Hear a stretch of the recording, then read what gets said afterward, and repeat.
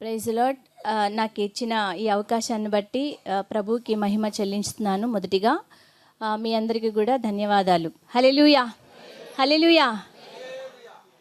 చాలామంది చాలా హుషారుగా ఉన్నారు. పాట్లక్ కోసం అందరు కూడా మన శారీరక అభివృద్ధికి మీరు వంట చేసుకొని వచ్చారు కదా. ఇప్పుడు నేను ఆత్మీయ అభివృద్ధికి వంట చేసుకొని వచ్చాను. దేవునికి మహిమ. హల్లెలూయా. క్రిస్మస్ మనకి ఏం తెచ్చింది? నేనంటాను అప్డేట్ని ఇచ్చింది. హల్లెలూయా. క్రిస్మస్ మనకి ఏమి ఇచ్చింది? అప్డేట్ ఇచ్చింది. వాట్సాప్ అప్డేట్ అవుతూ ఉంటుంది. ఒకప్పుడున్న వాట్సాప్ ఇప్పుడు ఉండదు. ఒకప్పుడు ఫోన్ ఎంత ఉండేది? చిన్నది ఉండేది కదా. ఇప్పుడు ఫోన్ ఎంత ఉంది? వీడియోస్ చూస్తున్నాం. ఒకప్పుడు ఫోన్లో జస్ట్ ఆడియో చూసేవాళ్ళు, ఆడియో వినేవాళ్ళం అంతే. ఇప్పుడు వీడియో చూస్తున్నాం. అంటే ఫోన్ ఏమైంది? అప్డేట్ అయింది. హల్లెలూయా. పాయింట్కి వస్తున్నారు. లైన్కి వెళ్దాం. శిరీష్ ఒకప్పుడు మ్యూజిక్ ప్లే చేశాడా? ఇప్పుడు ఏం చేస్తున్నాడు? ప్లే చేస్తున్నాడు. అంటే శిరీష్ ఏమయ్యాడు? అప్డేట్ అయ్యాడు. Very good. ఒకప్పుడు ఇస్రాయేల్ గారు ఇప్పుడు తాత అయ్యారు. అంటే ఇస్రాయేల్ గారు ఏమయ్యారు? అప్డేట్ అయ్యారు. ఒకప్పుడు ఎలీజా వాక్యం చెప్పలేదు, ఇప్పుడు చెప్తున్నారు. ఎలీజా ఏమైనట్టు? అప్డేట్ అయినట్టు. నెక్స్ట్ కాంతారావు గారు ఒకప్పుడు చర్చికి వచ్చేవారా? సరిగా వచ్చేవారు కాదు. కానీ ఇప్పుడు రెగ్యులర్గా దేవుని యందు భయభక్తులు కలిగి చర్చ్కి ఎవరు వచ్చినా రాకపోయినా జెంట్స్ ముందు ఉండేది ఎవరంటే కాంతారావు గారు. కాంతారావు గారు ఏమయ్యారు? ఇప్పుడు అప్డేట్ అయ్యారు. హల్లెలూయా. శ్రీదేవి గారు ఒకప్పుడు కాంతారావు గారు తాగేసినప్పుడు ఆవిడికి బయటికి నెట్టేసి తలుపేసినప్పుడు రోడ్డు మీదకి వచ్చిన పరిస్థితి ఉంది. దేవుని మీద ఆనుకొని తన యొక్క జ్ఞానం, దేవుడికి ప్రార్థన చేస్తే ఏదైనా సరే దేవుడు నాకు ఇస్తాడు అని ప్రార్థన చేసుకొని తన ప్రవర్తన ద్వారా భర్తని మార్చుకుని ఇది నా భర్తని చర్చ్కి నడిపించుకుంటూ ఆ రోజున రోడ్డు మీద ఉన్న స్థానం దేవుడు ఈరోజు 2 అంతస్తుల బిల్డింగ్ ఇచ్చారు. భర్తని చర్చ్కి నడిపిస్తున్నారు. అంటే శ్రీదేవి గారు ఏమైనట్టు? అప్డేట్ అయ్యారు. హల్లెలూయా. ఒకప్పుడు శృతిని చూసుకుంటే చదువు ఏమైపోద్దో, ఆగిపోద్దేమో. ఇప్పటిదాకా చేసిన యాంకర్ ఉన్నారు కదా శృతి, ఏమైపోద్దో, నా చదువు ఆగిపోద్దో ఏమో అని పాశం గారు అని చెప్పి ఏడుస్తూ ఉండేది.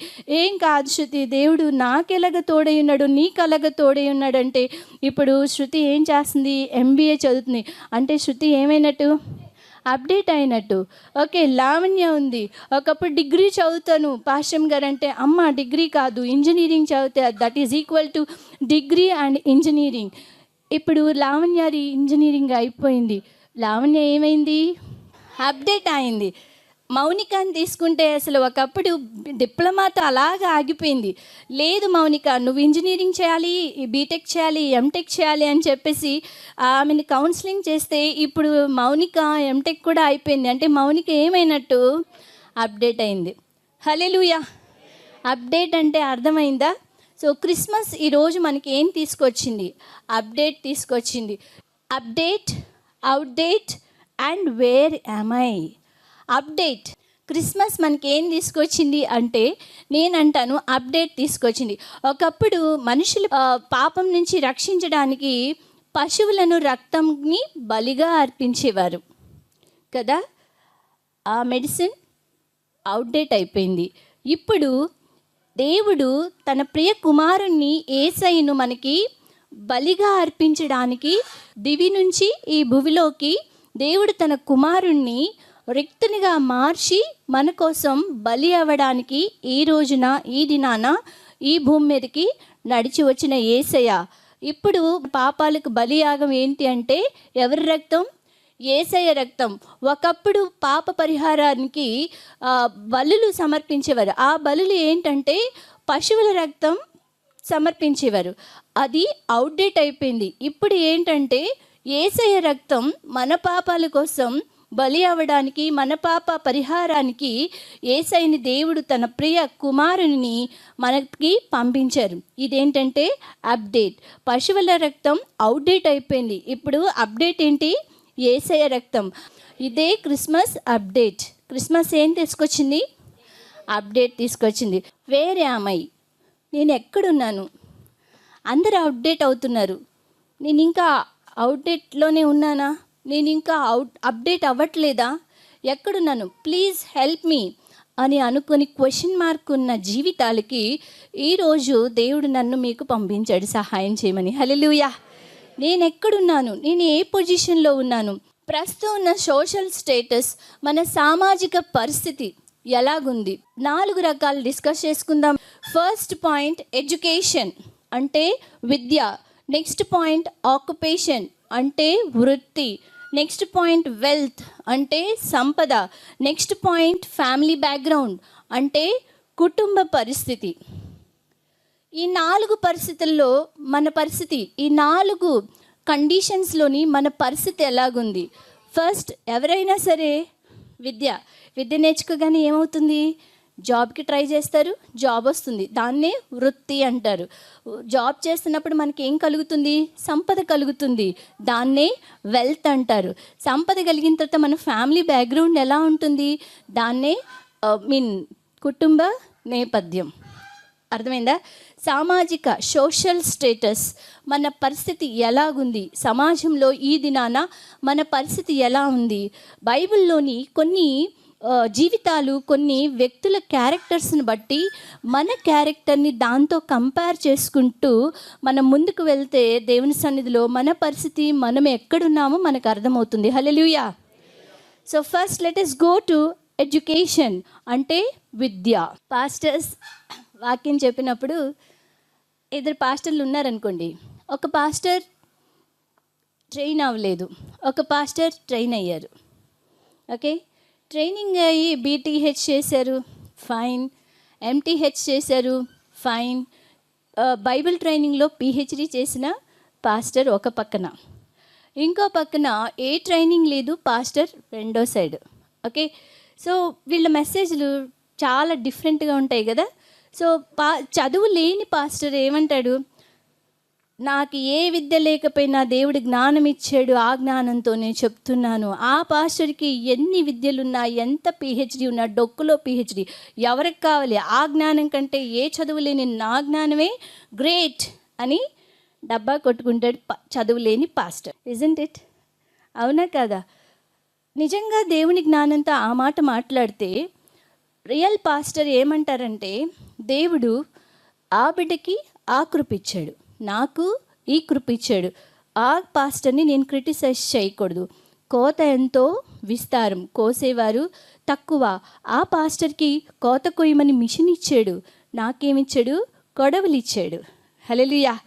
సో అలాగా జ్ఞానంతో పాస్టర్ ఆలోచిస్తాడు, కానీ చదువున్న పాస్టర్ని క్రిటిసైజ్ చేయడు రియల్ పాస్టర్. హల్లెలూయా. దానియేలు గ్రంథం 1:17 ఈ 4 బాలుర సంగతి ఏమనగా, దేవుడు వారికి జ్ఞానమును సకల శాస్త్ర ప్రవీణతయు వివేచనయు అనుగ్రహించెను. మరియు దానియేలు సకల విధములగు దర్శనములను స్వప్న భావములను గ్రహించు తెలివి గలవాడై ఉండెను. హల్లెలూయా.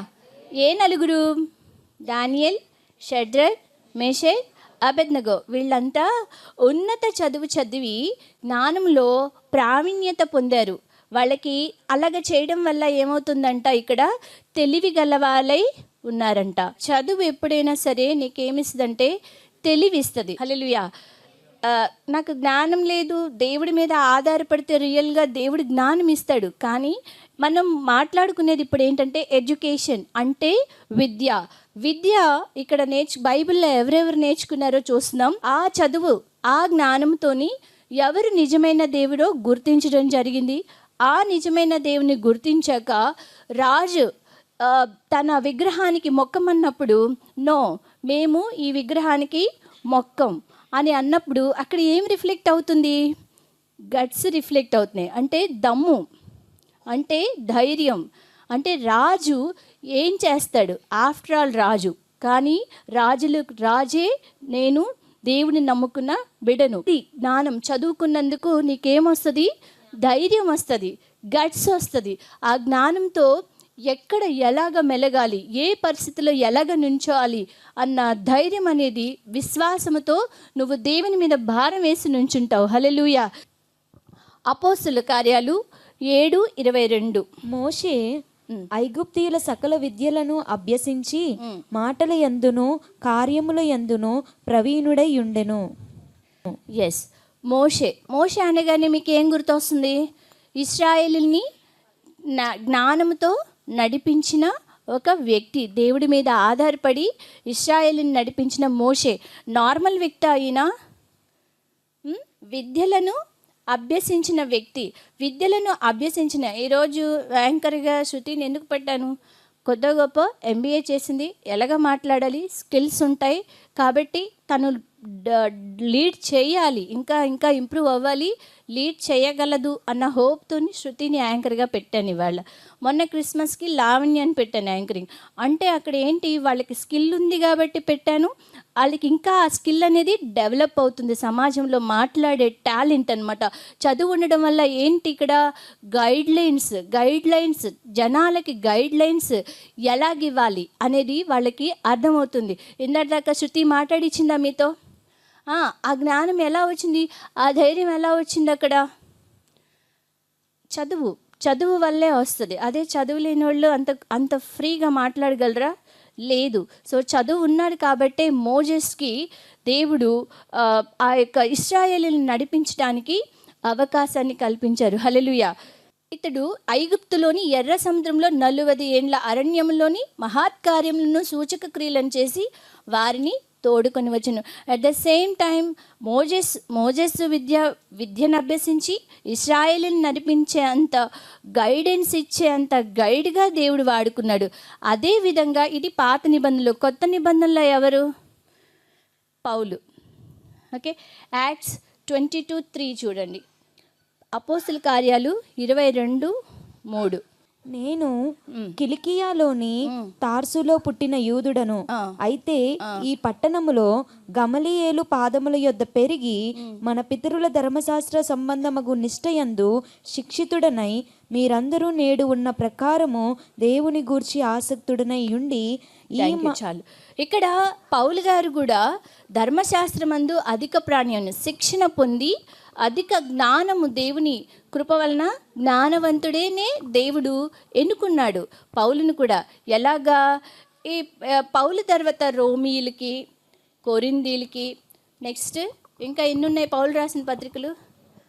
కొరింథీయులకి, ఎఫెసీయులకి, గలతీయులకి, దెసలోనికలకి, వీళ్ళందరికీ కూడా అనేక సంఘాలు మీరు ఎలాగున్నారు, మీరు ఎలాగ నడవాలి, మీలో హెచ్చు తగ్గులు ఉన్నాయా, లేవా, దేవుడికి హెచ్చు తగ్గులు పనికిరావు నేర్పిస్తున్నాడు పౌలు. మీరు ఎలాగ జీవించాలి, క్షయమైన దానికోసం పరిగెత్తుతున్నారా, అక్షయమైన వాటి కోసం పరిగెత్తుతున్నారా, అంతా సమస్తం లోకం నష్టం పెంటగా ఎంచుకోండి, మనకి దేవుని రాజ్యమే ఫైనల్ అని చెప్పేసి పౌలు గారు తన పత్రికల ద్వారా ఇక్కడ అనేక సంఘాలకు, సంఘస్థులకు ఎలా నడుచుకోవాలి ఏంటి అని ముందుగానే జ్ఞానం ఉంది కాబట్టి, ఆయనకి విద్య ఉంది కాబట్టి ఇంకొకరిని నడిపించే టాలెంట్ దేవుడిచ్చాడు. హల్లెలూయా.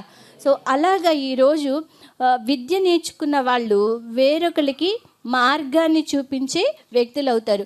ఇక్కడ 1 కొరింథియన్స్ 12:31.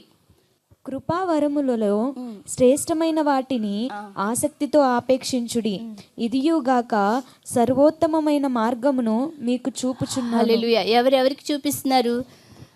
పౌలు సర్వోత్తమైన మార్గం ఏంటో మీకు తెలీదు, ఎవరికి తెలుసు?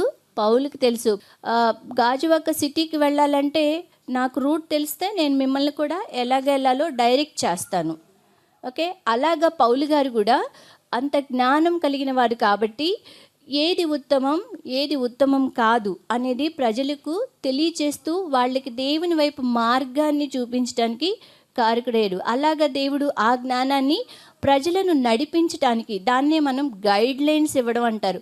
గైడ్ చేయడానికి ఇక్కడ పౌలు గారిని దేవుడు వాడుకున్నాడు. ఈ రోజున నీకు చదువు ఉన్నట్లయితే దేవుడికి తెలియని వాళ్ళు, అన్యజనులు ఉంటారు కదా, వాళ్ళని ఎలాగ దేవుడిలో నడిపించాలి అనే జ్ఞానం నీకు దేవుడు ఇస్తాడు, దేవుడి మీద ఆధారపడినప్పుడు. హల్లెలూయా.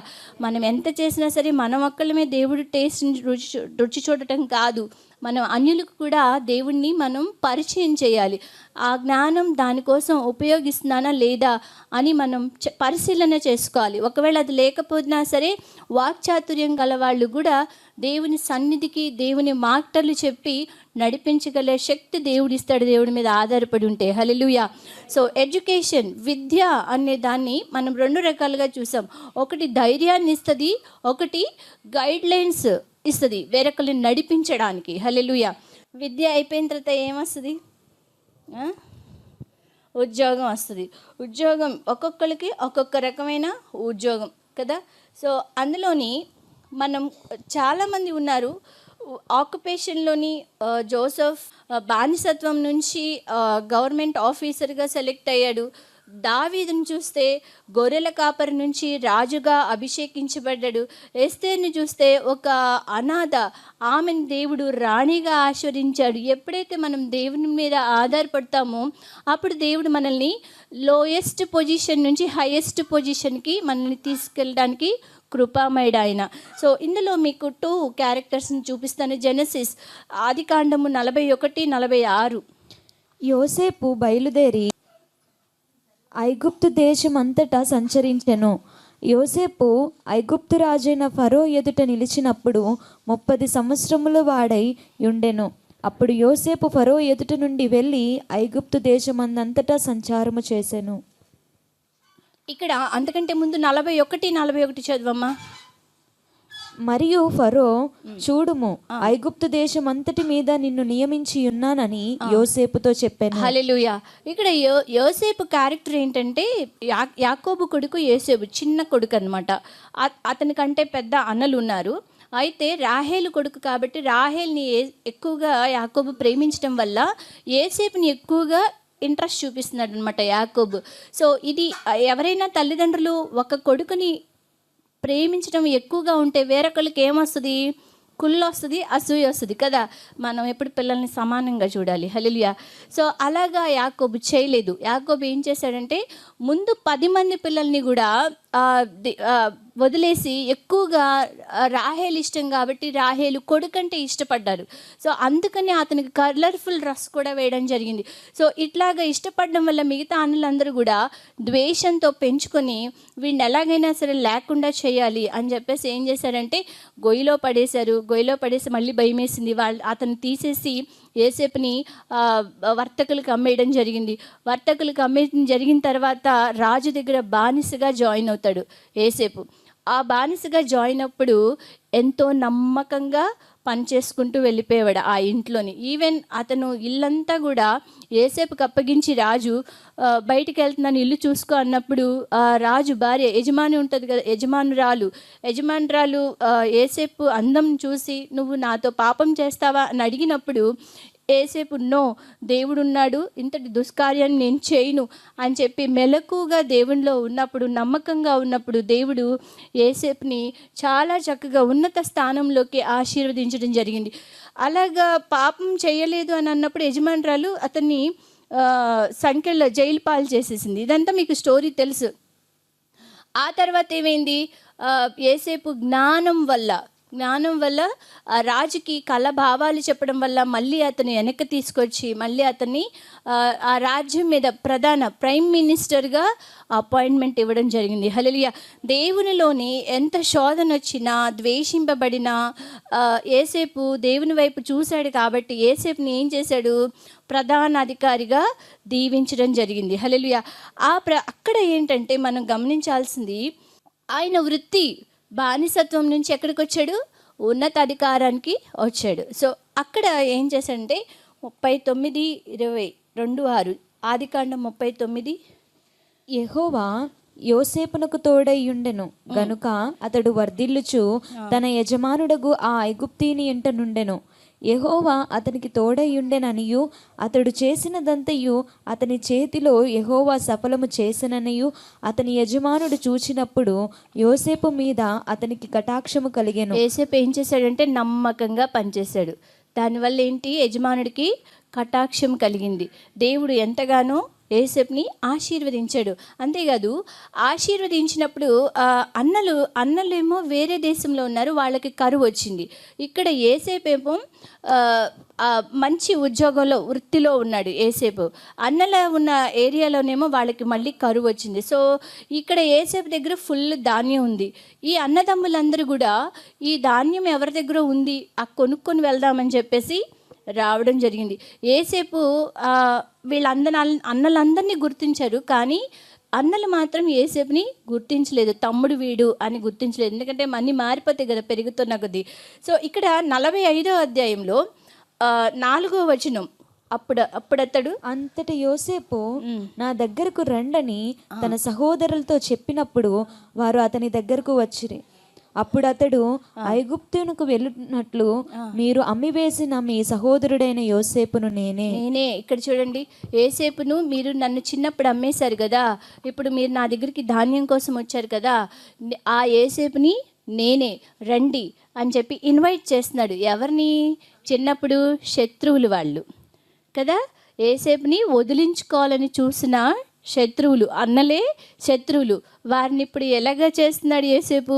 మిత్రుల్లాగా ఆహ్వానిస్తున్నాడు. నెక్స్ట్, అయినను నేను ఇక్కడికి వచ్చినట్లు మీరు నన్ను అమ్మివేసినందుకు దుఃఖపడకుడి. మీరు నన్ను చిన్నప్పుడు అమ్మేశారు కదా, దాన్ని మర్చిపోండే, అది మీకు సంతాపం పుట్టింపనీయకుడి. మీరు అది మర్చిపోండి, మీరేమీ దుఃఖపడద్దు. అయ్యో ఇంతటి యేసేపుని మేము చిన్నప్పుడు గొయ్యిలో పడేసామా, అయ్యో ఇంత యేసేపుని మేము అమ్మేశామా అనేమి ఇప్పుడు మీరు సంతాపడద్దు అని అంటున్నాడు యేసేపు. నెక్స్ట్, మీరు ప్రాణరక్షణ కొరకు దేవుడు మీకు ముందుగా నన్ను పంపించెను. హల్లెలూయా.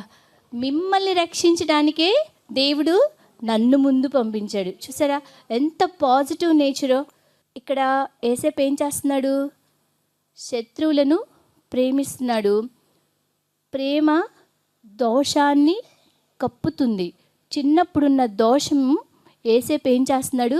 కప్పేస్తున్నాడు. దోషాన్ని ఎప్పుడైతే కప్పేస్తున్నారో అప్పుడు రెండు మనసులు కలుస్తాయి. హల్లెలూయా, చప్పట్లు కొడదాం. ప్రేమ దోషాన్ని కప్పుతున్నాడు.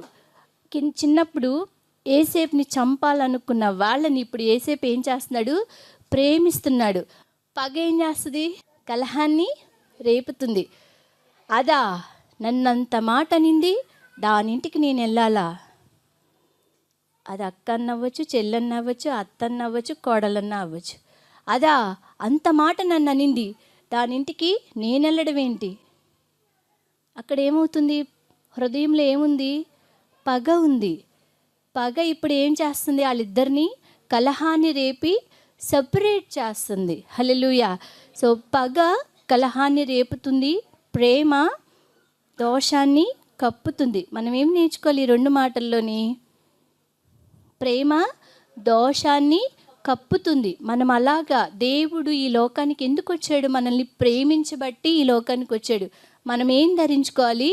ప్రేమను ధరించుకోవాలి. ఒక ఇంట్లో వాళ్ళం తిట్టుకున్నా కొట్టుకున్నా మళ్ళీ ఏం చేయాలి?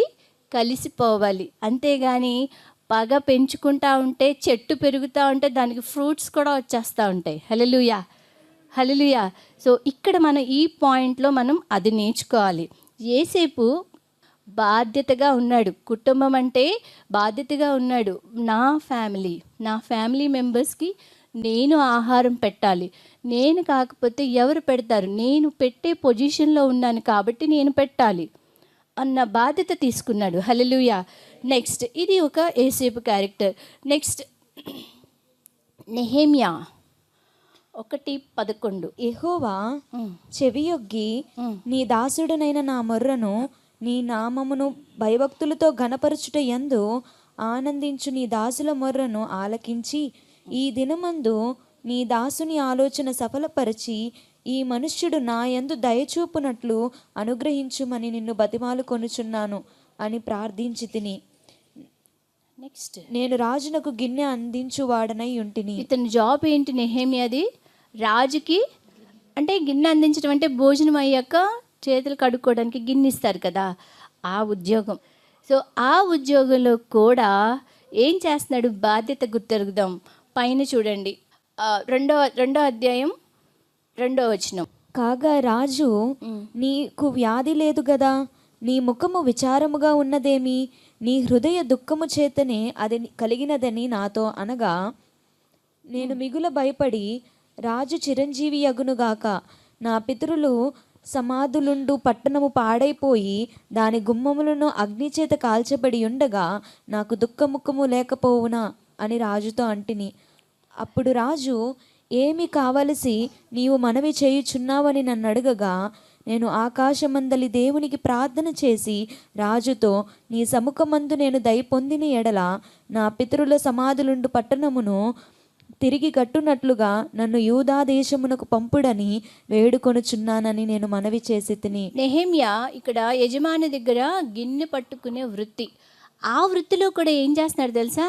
తన పితరుల కోసం విచారంతో కూర్చున్నాడంట. దిగాలుగా కూర్చుంటే రాజు, ఏంటి అలాగున్నావు అని అన్నప్పుడు, నేను ఇక్కడ సంతోషంగా ఎలాగుండాలి, నా పితరులు ఇలాగా ఇబ్బంది పడుతున్నారు, దేవుని యొక్క మందిరపు గోడలు డిస్టర్బ్ అయిపోయినాయి, ఇవన్నీ నేను కట్టించాలి అని చెప్పేసి అక్కడ వృత్తి చేస్తున్నప్పటికీ దేని గురించి ఆలోచిస్తున్నాడు? దేవుని కోసం, దేవుని మందిరం కోసం, దేవుని ప్రజల కోసం ఆలోచిస్తున్నాడు. అంటే ఆయన బాధ్యత కలిగి ఉన్న వ్యక్తిలాగా కనిపిస్తున్నాడు నెహెమ్యా. సో అక్కడ విచారణ చేస్తున్నప్పుడు, విచారంగా ఉన్నప్పుడు రాజు గమనించి, నీకేం కావాలి అని అన్నప్పుడు, నాకు మందిరం కట్టడానికి కొన్ని రిక్వైర్మెంట్స్ ఉన్నాయి, అవి ఇస్తారా, నేను వాళ్ళు ఇబ్బంది పడుతున్నారు, నేను వాళ్ళ దగ్గరికి వెళ్ళాలి, నాకు అనుమతిస్తారా అని అన్నప్పుడు రాజు అక్కడ అనుమతించాడు. ఎవరిని? నెహెమ్యాని. ఓకే, గో ఎహెడ్ అని చెప్పేసి అన్నప్పుడు, నేను ఆ దేశానికి వెళ్ళడానికి నాకు వీసా కావాలి, పర్మిషన్స్ కావాలి, నాకు అధికారం కావాలి, అప్పుడే నన్ను వెళ్ళనిస్తారు అని అన్నప్పుడు అతనికి అధికారం కూడా ఇవ్వడం జరిగింది. హల్లెలూయా. ఇక్కడ ఒక గిన్నె పట్టుకున్న పొజిషన్ నుంచి నెహెమ్యాని దేవుడు ఒక గవర్నర్గా ఆశీర్వదించడం జరిగింది. ఎందుకు? దేవుడి మీద ఆధారపడ్డాడు కాబట్టి, దేవుని ప్రజల పట్ల బాధ్యత వహించాడు కాబట్టి. హల్లెలూయా. ఈ దినాన నువ్వు ఏ వృత్తిలో ఉన్నా సరే, నీ సంఘం పట్ల, నీ ఇరుగు పొరుగు వారి పట్ల బాధ్యత కలిగి ఉన్నావా? దేవునికి ప్రార్థన చేస్తున్నావా?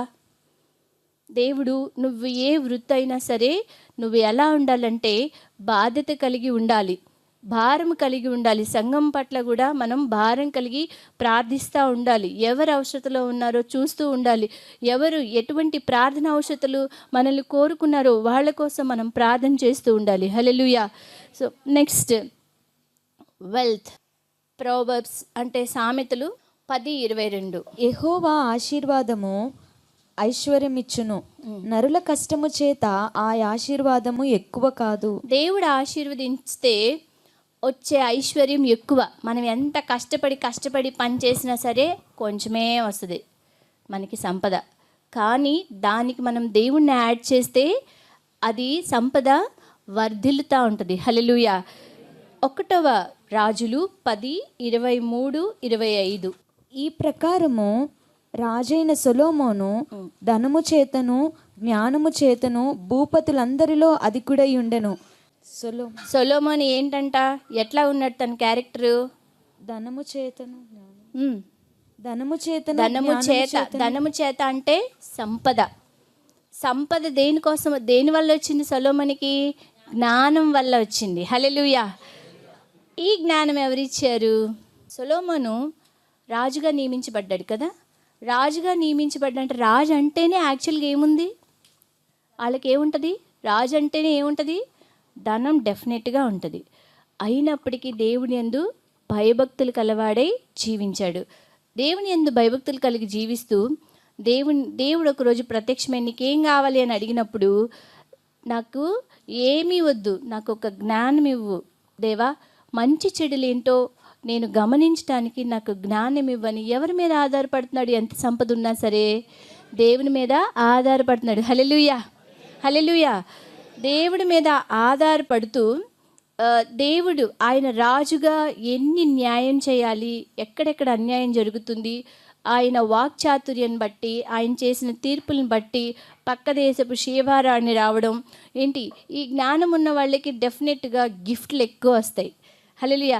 ఉన్న సంపద ఏమవుతుంది? దేవుని మీద ఆధారపడితే అధికం అవుతుంది. అభిషేక్ చాలా బాగా రెస్పాండ్ అవుతున్నాడు. Very good Abhishek. సో మనం ఎంత సంపద ఉన్నా ఎవరి మీద ఆధారపడాలి? దేవుని మీద ఆధారపడాలి, మన సంపద మీద మనం ఆధారపడకూడదు. ఓకే, నెక్స్ట్ జెనసిస్ ఆదికాండం 13:2. అబ్రాము వెండి బంగారము పశువులు కలిగి బహుధనవంతుడై ఉండెను. So next character Abraham. అబ్రహాంకి ఏముందంట? సంపద ఉందా లేదా? ఉంది.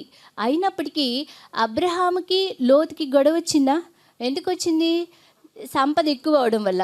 అప్పుడు అబ్రహాం ఏమన్నాడు? నీ ఆస్తి, నీ మొత్తం జంతువులు, పశువులు, నీ మనుషులందరినీ నీకు నచ్చిన వైపు వెళ్ళు అని చెప్పేసి మిగిలింది ఎవరికి ఉంటుంది? అబ్రహాంకి ఉంటుంది కదా. సో అప్పుడు ఏం చేశాడు లోతు? పచ్చని స్ట్రీట్స్, చక్కగా షాపింగ్ మాల్స్, ఏంటి మంచి మంచి పట్టణం ఎక్కడ ఉందో అది చూసుకొని నేను అక్కడ సెటిల్ అవుతానని హై స్టేజ్ ఉన్న సిటీని ఎంచుకొని అటు వెళ్ళాడు. మిగతాది ఏంటి? అబ్రహాంకి మిగిలింది. ఇంట్లో పిల్లలకి చాక్లెట్ ఇచ్చామనుకోండి, నేను చెప్తాను అభిషేక్ మైటికి, ఎవరైతే షేర్ చేశారో ఒక చాక్లెట్ ఇద్దరు పంచుకోవాలి. సగం ఖచ్చితంగా సగం ఇరిగిద్దా? ఎరగదు. ఎక్కువ తక్కువ ఉంటుంది. అది ఎక్కువ ఎవరు తినాలి, తక్కువ ఎవరు తినాలి? నేను అంటాను, ఎవరైతే ఇరిపారో వాళ్ళు ఫస్ట్ ప్రిఫరెన్స్ ఎవరికి ఇవ్వాలి? అవతల వాళ్ళకి ఇవ్వాలి. ఇరిపిన వాళ్ళకి ఏది మిగిలితే అదే తినాలి. ఎవరైతే ఇంట్రెస్ట్ వస్తారో హాఫ్ చాక్లెట్ ఖచ్చితంగా చేయలేరు. సో తక్కువ వచ్చిన హాఫ్ ఎవరైతే ఇరిపారో వాళ్ళే తినాలి. అదనమాట నేను వాళ్ళిద్దరికి నేర్పించింది. లైక్ దట్ ఇక్కడ కూడా అంతే. అబ్రహాము నీకు ఎటువైపు కావాలి ఎంచుకో అంటే పచ్చని స్ట్రీట్స్ వైపు ఎంచుకున్నాడు. మిగతాది ఎవరు? అబ్రహాం తీసుకున్నాడు. ఎందుకు? దేవుడి మీద భారం వేసి దేవుడు నన్ను ఎలాగైనా నడిపిస్తాడన్న విశ్వాసంతో ముందుకెళ్ళాడు. నెక్స్ట్ లైన్ చూద్దాం ఏమైందో. లోతు అబ్రాహామును విడిచిపోయిన తరువాత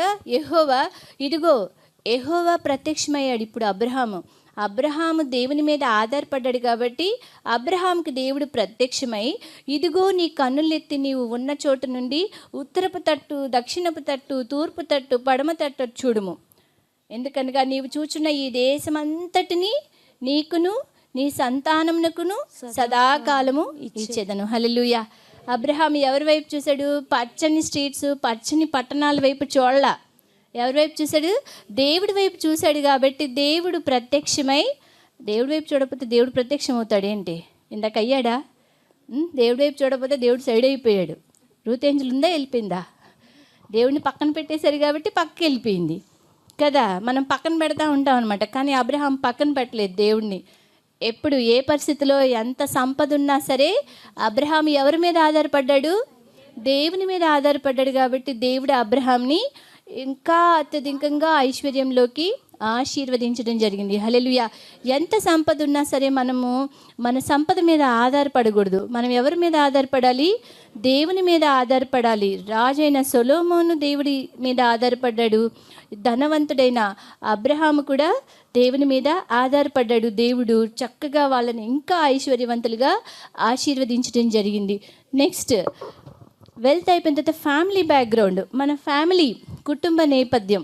విల్ గో ఫర్ రూత్ 1:16-17. అందుకు రూతు, నా వెంబడి రావద్దనియు నన్ను విడిచి పెట్టుమనియో జాగ్రత్తగా వినండి. నన్ను బ్రతిమాలు కొనవద్దు. నీవు వెళ్ళు చోటికే నేను వచ్చేదను, నీవు నివసించు చోటనే నేను నివసించెదను. నీ జనమే నా జనము, నీ దేవుడే నా దేవుడు. నీవు మృతి పొందు చోటను నేను మృతి పొందెదను, అక్కడనే పాతి పెట్టబడెదను. మరణము తప్ప మరి ఏదైనను నిన్ను నన్ను ప్రత్యేకించిన ఎడల యెహోవా నాకు ఎంత కీడైనా చేయునుగాక అనెను. Thank you. Naomi, Ruth. నయోమికి హస్బెండ్ చనిపోయారు.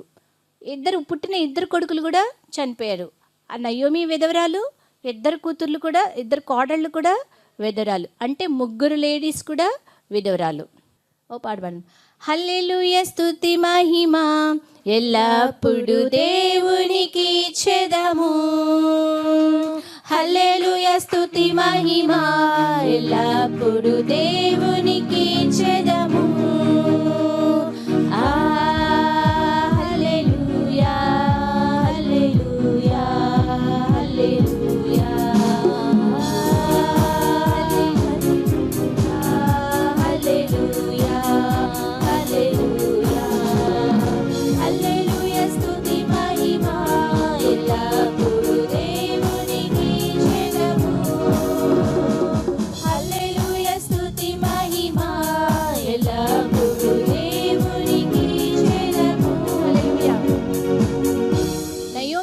విధవరాలే, పెద్ద కోడలు విధవరాలే, చిన్న కోడలు విధవరాలే కదా. రూత్ చిన్న కోడలు రూత్, పెద్ద కోడలు ఓర్పా.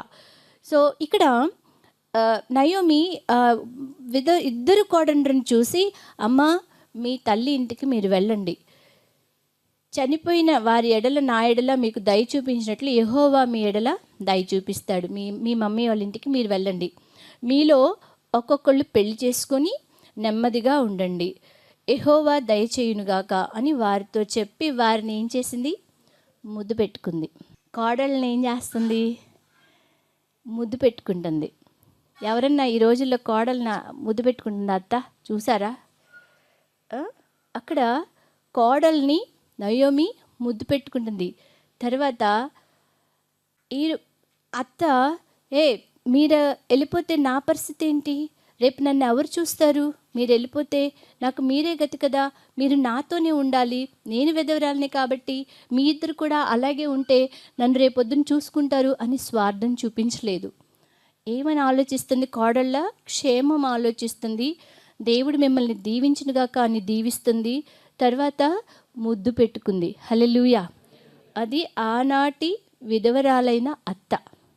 ఈనాటి విధవరాలైన అత్త ఎలా ఉంటుందంటే, కొడుకులు చాలా పేదరికంగా ఉన్నారు, ఆస్తి పంచివ్వమ్మ, వాళ్ళ మానాన్ని వాళ్ళు బతుకుతారు అని అంటే, అమ్మో ఈ ఆస్తి ఇచ్చేస్తే నన్నెవరు చూస్తారు, స్వార్థం, నన్నెవరు చూస్తారు అంటే ఎవరి మీద ఆధారపడుతుంది ఈనాటి అత్త? ఆస్తి మీద ఆధారపడుతుందా, దేవుడి మీద ఆధారపడుతుందా? ఆస్తి మీద ఆధారపడుతుంది. అత్త కొడుకుల్ని ఆస్తి ఇచ్చి ముద్దు పెట్టుకోలేని అత్త కోడల్ని ముద్దు పెట్టుకుంటుందా, ముద్దు పెట్టుకోగలదా? కొడుకుల్నే ప్రేమించి ఆస్తి ఇవ్వలేని అత్త కోడల్ని ముద్దు పెట్టుకోగలదా, పెట్టుకోలేదు. అది ఈనాటి అత్త పరిస్థితి. అందుకే ఆనాటి అత్త నయోమి అత్తని రూత్, ఆమె అసలు ఏ దేవుని నమ్ముకుంది, ఇంత చక్కగా మాట్లాడుతుందంటే ఆమె ఏ దేవుని నమ్ముకుంటుంది, ఏ జనముతో సహవాసం చేస్తుందో గమనిస్తుంది, ఏ స్థలంలో ఆమె నివసిస్తుంది, తర్వాత ఏ స్థలంలో పాతి పెడతారు అని గమనిస్తుంది రూత్ అత్తని. ఇక్కడ చూడండి, అందుకని రూత్ అంటుంది, అత్త నీ వెళ్ళి చోటకే నేను వస్తాను, నీవు నివసించే చోటనే నేను నివసిస్తాను, నీ జనమే నా జనము. అత్త ఏ జనంతో సహవాసం చేస్తుందో గమనించింది కాబట్టే నీ జనమే నా జనము. తర్వాత నీ దేవుడే నా దేవుడు. అత్త ఏ దేవుడిని పూజిస్తుందో ఆరాధిస్తుందో గమనించింది రూత్. నీ దేవుడే నా దేవుడు అని చెప్పగలిగింది. హల్లెలూయా. అట్లాంటి అత్త పొజిషన్లో నీవున్నావా? ఒకవేళ అత్తవైతే, కోడలువైతే అత్త మాటలతో నీవు సంబంధం కలిగి అత్తతోనే జీవించగలుగుతున్నావా? ఇవన్నీ మనం ప్రాక్టికల్గా చాలా కష్టం. అయినా సరే బైబిల్ నుంచి మనం నేర్చుకోమని దేవుడు మనకి పాఠాలు నేర్పిస్తున్నాడు. రూత్ నయోమి దేవుణ్ణి గమనించింది, రూత్ నయోమి జనాన్ని గమనించింది, రూత్ నయోమి స్థలాన్ని గమనించింది. కాబట్టి నువ్వెక్కడికి వెళ్తే నేను అక్కడికే వస్తాను, ఎందుకంటే అక్కడ దీవెనలు ఉంటాయి. అత్తని నడిపించే దేవుడు నన్ను కూడా నడిపించడా అని తెలివిగా, ఎంత ప్రాబ్లమ్స్ వచ్చినా సరే, అత్త నేను నీతోనే వస్తాను, నేను ఇంకొకరిని పెళ్లి చేసుకుని నిన్ను వదిలి వెళ్ళలేను. హల్లెలూయా. అలాగ ఉండడం వల్ల నయోమికి కోడల మీద కొంచెం కాన్ఫిడెన్స్ వచ్చింది. ఓకే, ఈమె నాతో ఉండగలదు, సరే నువ్వు నాతో పాటు రా అని అనడం జరిగింది. చూడండి, పెళ్ళి అయిన తర్వాత, భర్త చనిపోయిన తర్వాత వాళ్ళని అక్షింతలు ఏం ఇస్తారా? పెళ్లి కూతురు పెళ్లి కొడుకు మీద విధవరాలతో వాళ్ళని హౌస్ ఓపెనింగ్ చేపిస్తారా? ఫంక్షన్లలో ముందుంచుతారా విధవరాలని? చెప్పండి. వాళ్ళని ఉంచురు. అంటే వాళ్ళు సామాజికంగా ఫ్యామిలీ బ్యాక్గ్రౌండ్లో పగిలిపోయిన హృదయాలతో ఉంటారనమాట. వాళ్ళని తృణీకరించబడినట్లుగా చూస్తారు సమాజం. అలాంటి తృణీకరణలో కూడా రూత్ ఏం చేసిందంటే దేవుణ్ణి హత్తుకుంది. హల్లెలూయా. విధవరాలైన అత్తతో సహవాసం చేసింది, తను విధవరాలే. ఎంత తృణీకారం ఆలోచించండి, ఇద్దరు విధవరాళ్ళంటే. సో అలాంటి పరిస్థితిలో రూత్ దేవుణ్ణి వెంబడించింది కాబట్టే రూత్ గర్భం నుంచి ఎవరు వచ్చారు? దావీదు వంశావళి ఎవరు? యేసు క్రీస్తు. హల్లెలూయా. సో యేసు క్రీస్తు వంశావళిలో రూత్ని ఇక్కడ జాయిన్ చేయడం జరిగింది. హల్లెలూయా. ఫ్యామిలీ బ్యాక్గ్రౌండ్లో తృణీకరించబడిన వ్యక్తి పగిలిపోయిన హృదయాన్ని దేవుడి మీద ఆనుకున్నప్పుడు దేవుడు ఆ హృదయాన్ని మహిమకరంగా పెట్టి వాక్యంలో బైబిల్లో జోడించడం వల్ల ఈరోజు మనం రూతుని డిస్కస్ చేసుకోవాల్సిన పరిస్థితి ఏర్పడింది. హల్లెలూయా. అటువంటి రీతిలో రూతుని ఆశీర్వదించిన దేవుడు. నెక్స్ట్ యాక్ట్స్ 13:22 అపోస్తుల కార్యం. తరువాత అతనిని తొలగించి దావీదును వారికి రాజుగా ఏర్పరచెను. మరియు ఆయన, నేను యెష్షయి కుమారుడైన దావీదును కనుగొంటిని, అతడు నా ఇష్టానుసారుడైన మనుష్యుడు, అతడు నా ఉద్దేశములన్నీ నెరవేర్చునని చెప్పి అతనిని గూర్చి సాక్ష్యం ఇచ్చాను. హల్లెలూయా. ఇప్పుడు నెక్స్ట్ క్యారెక్టర్ దావీదు. డేవిడ్ ఫ్రమ్ ఎక్కడి నుంచి వచ్చాడు? అతని వృత్తి ఏంటి? ఫస్ట్ షెపర్డ్ బాయ్ కదా. సో 1 సమూయేలు 16, 11, 13 చూడమ్మా. నీ కుమారులందరూ ఇక్కడనున్నారా అని యెష్షయిని అడుగగా అతడు, ఇంకనూ కడసారి వాడున్నాడు, అయితే వాడు గొర్రెలను కాయుచున్నాడని చెప్పెను. హల్లెలూయా. ఇక్కడ సమూయేలు యెష్యా కుమారుని దీవించడానికి వస్తాడు. వచ్చినప్పుడు యెష్యా లాస్ట్ కుమారుడు దావీదుని అస్సలు హైలైట్ చేయట్లేదు. ముందున్న 7 కుమారులు తీసుకొచ్చి వీళ్ళని దీవించి ప్రభువా అని చెప్పి అక్కడ పెట్టడం జరిగింది. ఎందుకు? దావీదు గొర్రెల కాపరి. ఏంటంటే ఆఫ్టర్ ఆల్ కొడుకు అనిపించుకోవడానికే ఈయనకి మనసు ఒప్పట్లేదు. ముందు ఉన్న కొడుకులు 7 కొడుకులకే ఇంపార్టెన్స్ ఇచ్చి వీళ్ళనే దీవించు అని చెప్పేసి తండ్రి ఆ కొడుకుల్ని తీసుకొచ్చి ముందు పెడతారు. కానీ దేవుడు వీళ్ళు కాదు, తృణీకరించబడిన దావీదు చిన్న కుమారుడు ఉంటాడు చూడు సమూయేల్, అతన్ని దీవించాలి మనం అని అన్నప్పుడు చెప్తాడనమాట. ఇంకా ఎవరైనా ఉన్నారా అన్నప్పుడు ఇంకనూ కడసారి వాడు ఉన్నాడు, అయితే అతను వృత్తి ఏంటంట? గొర్రెల కాపరి. చూడండి ఎంత చీప్గా చూస్తున్నారు. గొర్రెల కాపరి కాబట్టి ఇంకా అతనికి దీవెనలు అక్కర్లేదు. అందుకే ముందు దీవెనలకి ముందు పెట్టలేదు. అసలు ఆ మాటే ఎత్తలేదు, ఆ ఊసే ఎత్తలేదు. చాలామంది తల్లిదండ్రులు 2 కొడుకుల్లో ఒకరిని ఒకలాగా చూస్తారు, ఇంకొకరిని ఇంకోలా చూస్తారు. కూతురైతే ఒకలాగా చూస్తారు, కొడుకైతే ఒకలాగా చూస్తారు. ఇంజనీర్ని ఒకలాగా చూస్తారు, పాస్టర్ని ఒకలాగా చూస్తారు. ఇంజనీర్కి ఫుల్ డబ్బులు వస్తాయి కదా, ఇంజనీర్ ఆఫీసర్కి ఫుల్ డబ్బులు వస్తాయి, నన్ను బాగా చూసుకుంటుంది ఫ్యూచర్లో అని తల్లిదండ్రులు. పాస్టర్మా ఎంత చేసినా ఆ కానుక డబ్బాలో 1000 రూపాయలే ఉంటాయి. 1000 రూపాయలు లెక్క పెట్టాలంటే 10 రూపాయలని ఎన్నిసార్లు లెక్క పెడితే 1000 అవుతుంది? 100 సార్లు లెక్క పెడితే 1000 అవుతుంది. అందులో ఒక 10 రూపాయలు తగ్గితే మళ్ళీ ఏం చేయాలి? తప్పు వచ్చిందా రైట్ వచ్చిందా అని మళ్ళీ ఆ 10 రూపాయలని మళ్ళీ ఎన్నిసార్లు లెక్క పెట్టాలి? 100 సార్లు. మరి ఆఫీసర్ని ఎక్కువ ప్రేమిస్తారా తల్లిదండ్రులు, పాస్టర్ని ఎక్కువ ప్రేమిస్తారా? చీఫ్గా చూస్తారు. ఇక్కడ కానుకంటే గుర్తొచ్చింది. 2 వ్యక్తులు చర్చికి వెళ్తున్నారు కారులోని. అయితే చర్చి వాళ్ళది ఆఫ్టర్నూన్, మధ్యాహ్నం. సో మార్నింగ్ 10 o'clockకి షాప్స్ ఓపెన్ చేస్తారు కదా. 10 o'clockకి ఈలోపు షాపింగ్ చేసుకొని చర్చికి వెళ్దామని చెప్పేసి షాప్కి వెళ్ళిపోయి 7,000 రూపాయలతో బట్టలు కొనిన వ్యక్తులు. ఆ తర్వాత షాపింగ్ అయిపోయింది, కారులోకి వచ్చి కార్ పార్కింగ్లో నుంచి తీస్తుంటే ఇటు పక్కన విండో, ఆ కిటికీకి ఈ కిటికీకి 2 లేడీస్ అడుక్కునేవాళ్ళు. ఒకళ్ళు ప్రెగ్నెంట్, ఒకళ్ళేమో ఆ పసిపాపను పట్టుకొని అడుక్కుంటుంది.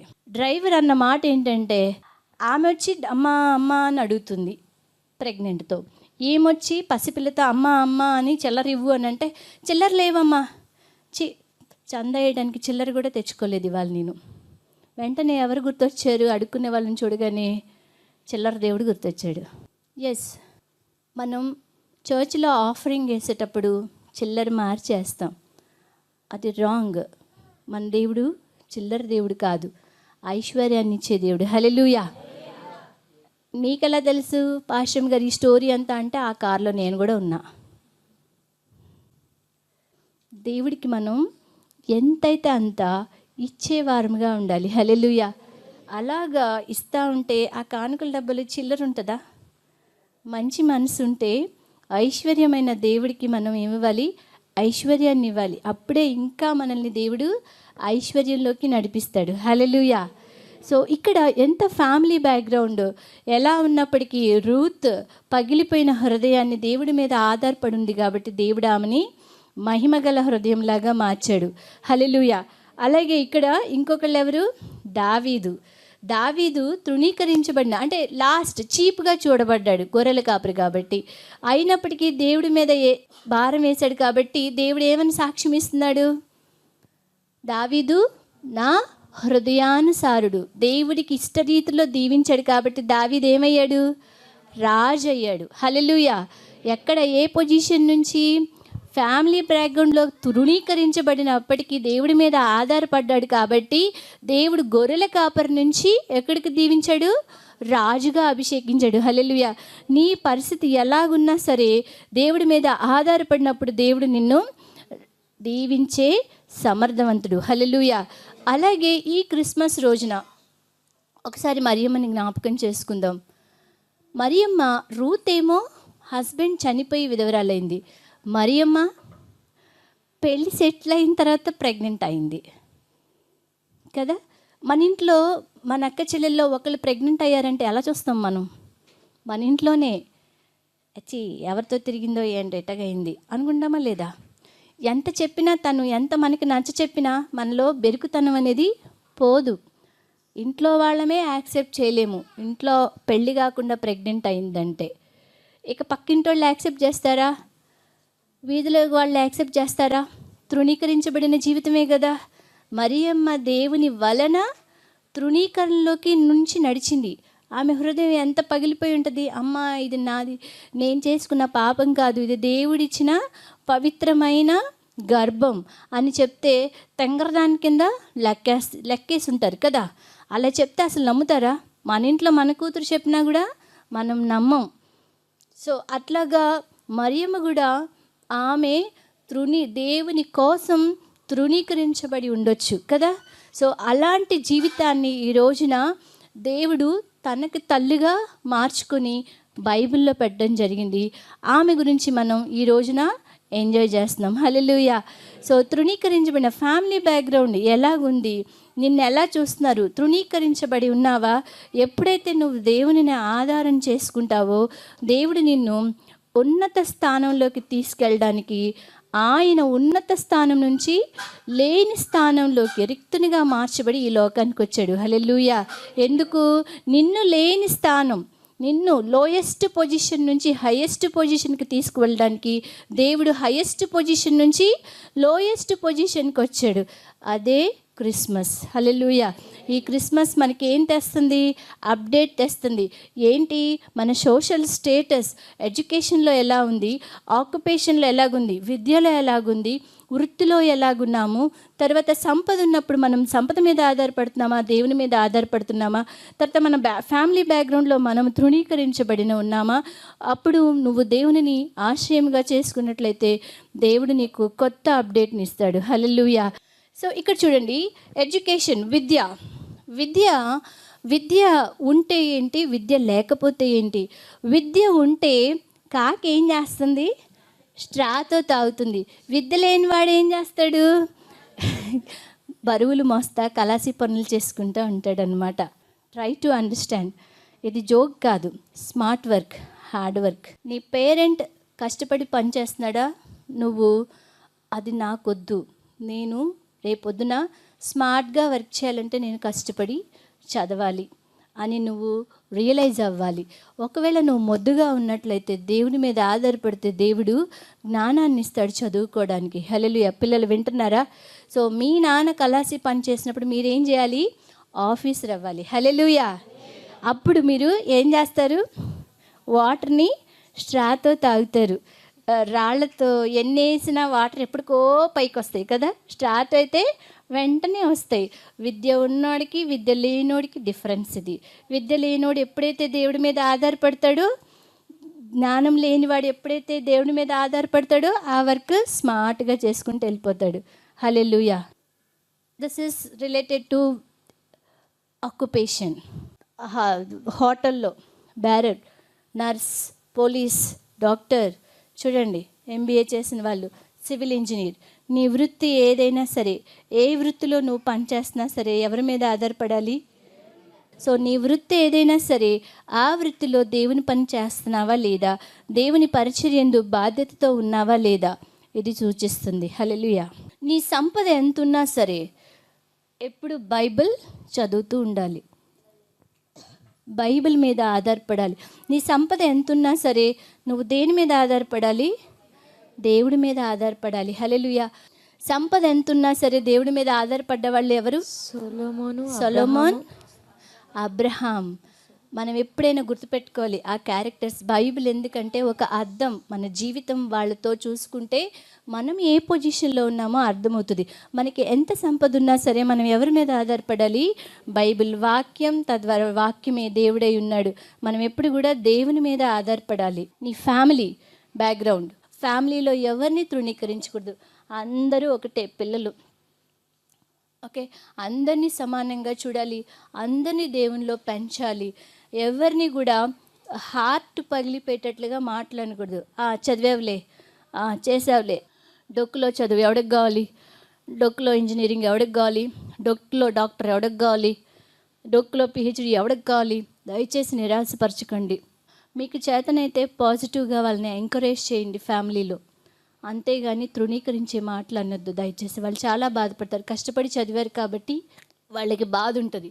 ఎల్లప్పుడూ కూడా అందరం కలిసి నైట్ పడుకునేటప్పుడు, ఉదయం లేచినప్పుడు దేవునిలో ప్రార్థించుకుంటూ ఉంటే ఆ వ్యత్యాసాలు రావు. హల్లెలూయా. కాబట్టి దావీదు జస్ట్ గొర్రెల కాపరి అని చెప్పేసి ఎలాగైతే తృణీకారంలోకి వెళ్ళాడో, తండ్రే అక్కడ వేరియేషన్ చూపించాడు కదా. సో అట్లాగా మనం మన పిల్లల్ని ఎవరిని కూడా తప్పు పట్టకూడదు, వేరియేషన్ చూపించకూడదు, నెగిటివ్గా మాట్లాడకూడదు. వాళ్ళని ఎప్పుడు కూడా పాజిటివ్గా దేవుడు నిన్ను ఆశీర్వదిస్తాడు నాన్న. నువ్వు ఏ పొజిషన్లో ఉన్నా నువ్వు దేవుడి మీద ఆధారపడితే దేవుడు నిన్ను ఆశీర్వదిస్తాడు, దేవుడు నీకు తోడై నిన్ను నడిపిస్తాడు అని చెప్పి మనం వాళ్ళని ఏం చేయాలి? మోటివేట్ చేయాలి, ప్రార్థన చేయాలి. కలిసి ప్రార్థన చేస్తే ఈ తృణీకరణలు అనేవన్నీ కూడా రావు. కుటుంబంలో తల్లిదండ్రుల ప్రాధాన్యత చాలా ఇంపార్టెంట్. వాళ్ళు ఆశీర్వదించబడాలన్నా తల్లిదండ్రులే, వాళ్ళ లైఫ్ స్పాయిల్ అవ్వాలన్నా సరే తల్లిదండ్రులే. కాబట్టి తల్లిదండ్రులు చాలా జాగ్రత్తగా పిల్లల్ని దేవునిలో పెంచాలి, ప్రార్థనాపూర్వకంగా వాళ్ళని పెంచాలి. హల్లెలూయా. సో ఇలాగా పెంచుతూ ఉంటే మనం ఈ విషయాలలో ఏమేంటి? ఫస్ట్ పాయింట్ ఏంటి? ఎడ్యుకేషన్. ఒకవేళ నీకు చదువు లేకపోయినా, దేవా ఈ యొక్క పరిస్థితులు గుండా వెళ్ళాలంటే నాకు జ్ఞానం ఇవ్వు తండ్రి అని నువ్వు ఎప్పుడైతే దేవుని ప్రార్థన చేస్తావో దేవుడు నీకు డెఫినెట్గా ఆ విశ్వాసంతో ప్రార్థన చేసినప్పుడు నీకు డెఫినెట్గా జ్ఞానం ఇస్తాడు.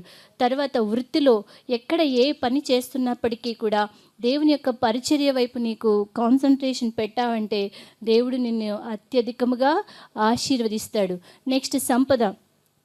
ఎంత ఆస్తి ఉన్నా సరే అది నాకు దేవుడు ఇచ్చింది అని చెప్పి నువ్వు తగ్గించుకొని దేవుడి మీద ఇంకా ఆధారపడితే దేవుడు నిన్ను ఐశ్వర్యవంతుడిగా చేస్తాడు. హల్లెలూయా. సో ఫ్యామిలీ బ్యాక్గ్రౌండ్ కూడా, ఒకవేళ నీకు ఎవరి నుంచైనా తృణీకరణ వచ్చినప్పుడు నీవు దేవుడి మీద ఎప్పుడైతే ఆధారపడతావో దేవుడు నీ హృదయాన్ని మారుస్తాడు. ఊహించలేని విధంగా దేవుడు నిన్ను ఆశీర్వదిస్తాడు. ఇలా ఈ రోజున మనం క్రిస్మస్ చేసుకుంటున్నామంటే మరియమ్మ ఫ్యామిలీలో నుంచి ఎంతో తృణీకరణ పొందిందో, ఆమె ఆ పరిస్థితుల్లో నుంచి దేవుడికి జన్మనిచ్చింది. అందుకనే ఈరోజు మనం క్రిస్మస్ సెలబ్రేట్ చేసుకుంటున్నాం. హల్లెలూయా. సో ఇక్కడ ఈరోజు 2024 వరకు ఇప్పుడు అయిపోయింది మనకి. నెక్స్ట్ ఇయర్ ఏంటి? 2025. 25 ఏమంటాం? సిల్వర్ జూబ్లీయా లేకపోతే గోల్డెన్ జూబ్లీయా? Silver Jubilee. 25 లాస్ట్కి వచ్చేసరికి ఈ సంవత్సరం అప్డేషన్స్ ఓకే అయిపోయింది. నెక్స్ట్ టైం ఇప్పుడు నేను ఇంతవరకు అప్డేట్ అయ్యాను, నెక్స్ట్ ఇయర్ ఇంకెంత అప్డేట్ అవ్వాలి. 2025 సంవత్సరాలైంది దేవుడు ఈ లోకానికి వచ్చి. సో ఈ 25 సిల్వర్ జూబ్లీలోని నేను ఇంకెంత అప్డేట్ అవ్వాలి దేవా, నేను ఇంకెంత ముందుకు వెళ్ళాలి, నాకు మార్గాన్ని చూపించు, నాకు గైడ్లైన్స్ ఇవ్వు, నాకు జ్ఞానం ఇవ్వు అని చెప్పి నువ్వు ప్రార్థన చేసుకుంటే డెఫినెట్గా 2025 చివరిలోని నువ్వు చూస్తావు అప్డేట్. హల్లెలూయా. అప్డేషన్ అనేది చాలా ఇంపార్టెంట్ క్రిస్టియన్ లైఫ్కి. అవుట్డేట్ అయ్యే దేవుడు కాదు మన దేవుడు, అప్డేట్ చేసే దేవుడు. హల్లెలూయా. మన దేవుడు అప్డేట్ చేసే దేవుడు. అప్డేట్ అవ్వకుండా చిన్న ఫోన్ని మనం ఎవరన్నా వాడతామా? వాడం. మనలో అప్డేట్ అయితేనే, మనం అప్డేట్ అయితేనే దేవుడు మనల్ని వాడుకుంటాడు. హల్లెలూయా. దేవుడు ఈ యొక్క క్రిస్మస్ సందేశాన్ని ఆశీర్వదించిన గాక. ఆమెన్. చిన్న ప్రార్థన చేసుకుందాం. పరిశుద్ధ ప్రేమగల తండ్రి, నీకు వందనాలు ప్రభువా. వాక్యం చేత నాతో మాతో మాట్లాడిన విధానాన్ని బట్టి నీకు వందనాలు యేసయ్యా. నాయనా, ఎంతోమంది తండ్రి నాయన ఈ దినాన్న తండ్రి ప్రభా నేను నిన్ను తెలుసుకోలేక తండ్రి నాయన వాళ్ళ యొక్క జీవితాలు నాశనం అయిపోతున్నాయి ప్రభా. అటువంటి వారిలో మమ్మల్ని నడిపించుకొని నీ సన్నిధిలో దినదినము మమ్మల్ని అప్డేట్ చేస్తున్నందుకు నీకు వందనాలు. ఇంకను అనేక ఆశీర్వాదాలతో మేము ముందుకు వెళ్ళినట్లుగా మా సంఘాన్ని మమ్మల్ని ఆశీర్వదించమని యేసు నామంలో మా ద్వారా మీరే మహిమ పొందుకోమని అడిగి వేడుకుంటున్నాం తండ్రి. ఆమెన్.